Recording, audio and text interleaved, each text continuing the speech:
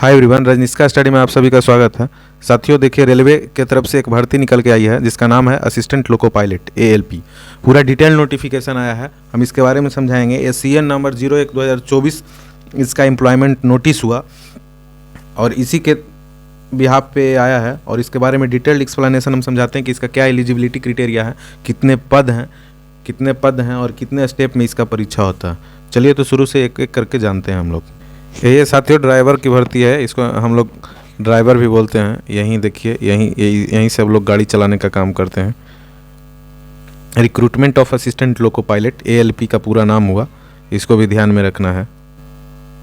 देखिए, centralised employment notice CAN 01/2024 assistant loco pilot. देखिए, opening date of application है हमारा 20/1/2024, मतलब 20 जनवरी 2024 से फॉर्म फिलअप होना स्टार्ट हो जाएगा और क्लोजिंग डेट है सबमिशन ऑफ एप्लीकेशन 19 फरवरी 2024। रात के 12 बजे तक आप इसको भर सकते हैं, 19 फरवरी तक।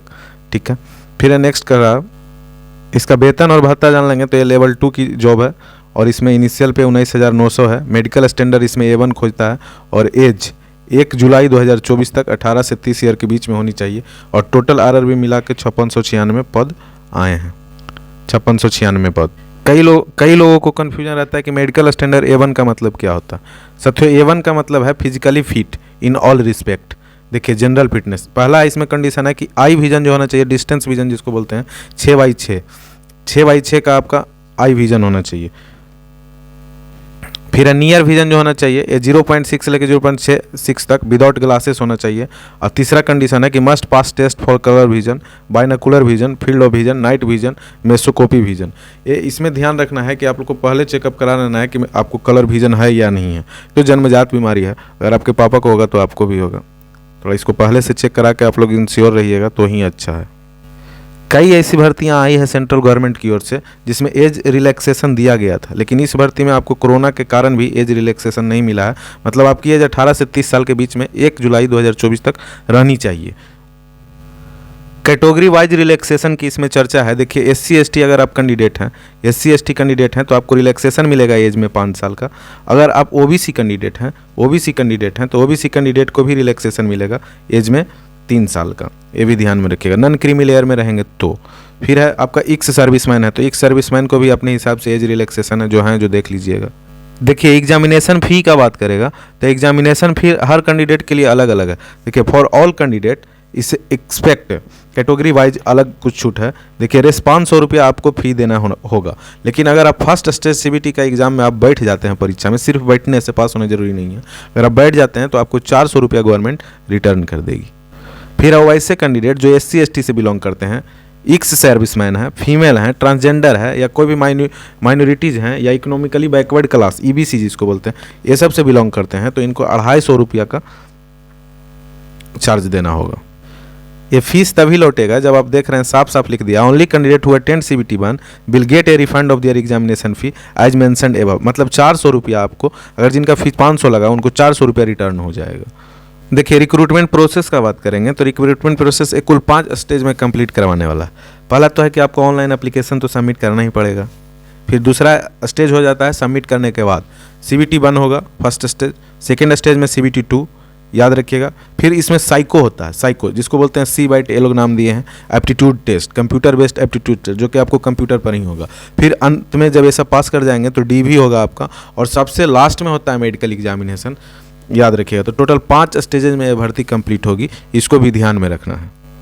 CBT1 में CBT12 भी एक स्क्रीनिंग टाइप का एग्ज़ाम होता है। मतलब इसमें अगर आप शॉर्ट लिस्ट कर लिए गए CBT2 के लिए, बस वह उतना ही चाहिए, उतना ही मार्क्स आपको चाहिए जितना के लिए आपको CBT2 से में शॉर्ट लिस्टेड होने का मौका मिल जाए। ये आपको 80 मार्क्स पे भी हो सकता है, 90 मार्क्स पे भी हो सकता है, 40 मार्क्स पे में भी हो सकता है।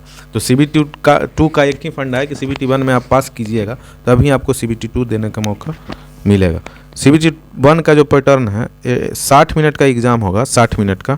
देखिए, 60 मिनट का एग्ज़ाम होगा और 75 क्वेश्चन रहेंगे। नंबर ऑफ क्वेश्चन 75, 1 मार्क पर क्वेश्चन रहेगा। 1/3 निगेटिव भी काटा जाएगा। फिर इसमें नॉर्मलाइजेशन एक प्रोसेस होता है, वो भी होगा। अब देखिए कि 75 क्वेश्चन में पूछेगा क्या, तो मैथमेटिक्स का दिया हुआ है सिलेबस मैथमेटिक्स का, कि इसमें हम नंबर सिस्टम पूछेंगे, बोर्ड मास पूछेंगे, decimal fraction, LCM, HCF, ratio, percentage, mensuration, time and work, time and distance, simple and SI और सीआई जिसको बोलते हैं, profit loss, algebra, geometry, trigonometry, elementary, static, square root, age calculation, calendar, clock, pipe system. इसका मतलब है कि सब लगभग टच कर ही दिया है। उसी तरह से रीजनिंग का भी सिलेबस दे दिया है, रीजनिंग में भी, मेंटल एबिलिटी में भी। फिर इसमें पूछेगा जनरल साइंस और जीए, जनरल साइंस और जीए। देखिए इंग्लिश जिन बच्चों का अच्छा नहीं है उनके लिए रामबाण बहाली है। इसमें आपको आईटीआई का डिग्री होना चाहिए एएलपी की भर्ती के लिए, ये भी आपको ध्यान में रखना है। देखिए एज क्वालिफिकेशन की बात करें, एज क्वालिफिकेशन तो आप समझ गए। देखिए कि इसमें मिनिमम एजुकेशनल क्वालिफिकेशन क्या होगा ये चर्चा करेगा। तो देखिए साफ साफ लिख दिया है कि ये असिस्टेंट लोको पायलट लेवल 2 का जॉब है, 19,900 इसका बेसिक पे है, मेडिकल स्टैंडर्ड A1 चाहिए।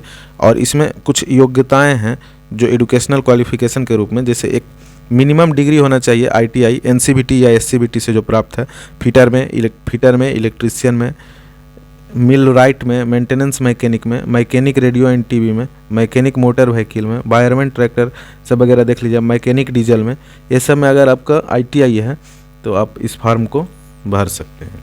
मतलब आईटीआई नेसेसरी है, मैट्रिकुलेशन और आईटीआई पे फॉर्म है, इसको ध्यान में रख के भरना है।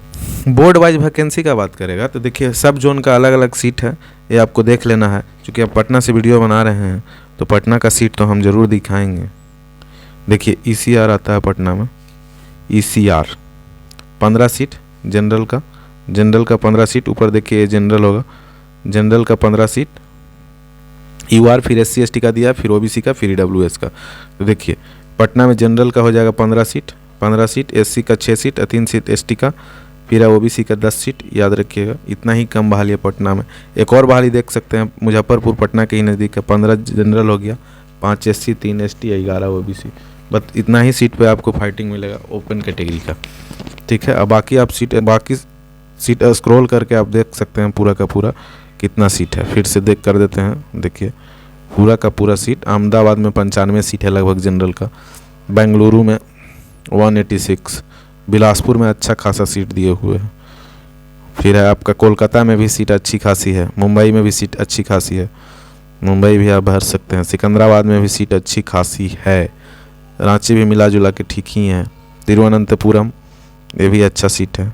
साथियों याद रखिए ये रहा ALP का भर्ती के बारे में। ज़्यादा जानकारी के लिए आप हमको कमेंट भी कर सकते हैं। वीडियो अच्छा लगेगा तो चैनल को सब्सक्राइब कर लीजिएगा, लाइक कर दीजिएगा और सब्सक्राइब करना ना भूलिएगा। कमेंट ज़रूर कीजिएगा कि क्या कमी है ज़रूर। Thank you very much, best of luck.